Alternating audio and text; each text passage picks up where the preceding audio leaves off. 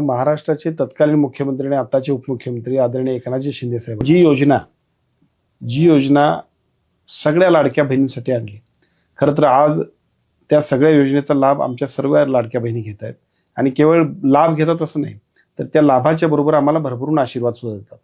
महाराष्ट्राच्या विधानसभेच्या निवडणुकीमध्ये आपण बघितलं असेल की ज्या पद्धतीचे आशीर्वाद मिळाले त्या आशीर्वादानं थम्पिंग मेजॉरिटी झाली.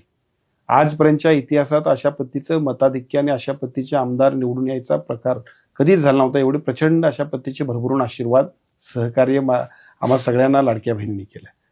या योजनेला ज्यावेळी सुरुवात आदरणीय एकनाथजी शिंदे साहेबांनी केली हाऊसमध्ये, ज्यावेळेला त्याच्यावरती प्रश्न मांडले त्यावेळी त्यांनी मांडली योजना, त्यावेळेला विरोधकांनी इतक्या काय त्याला विरोध केला, म्हणजे जणू हे पैसे आपण देतोय ते त्या मतदारांना लाच देतोय अशा सुद्धा त्यांनी वल्गना केल्या. कोर्टात गेले, निवडणूक आयोगाकडे तक्रारी केल्या. हे कधीच यशस्वी होऊ शकत नाही, असं कधी होतंय काय, ही शुद्ध फसवणूक आहे, अशा पद्धतीचा आरोप करणारे विरोधक एका बाजूला, आणि या लाडक्या बहिणी म्हणजे माझ्या घरातल्या माझ्या भगिनी आहेत, या भगिनींसाठी मी काहीतरी केलं पाहिजे अशा पद्धतीची भूमिका आदरणीय एकनाथजी शिंदे साहेबांनी घेतली.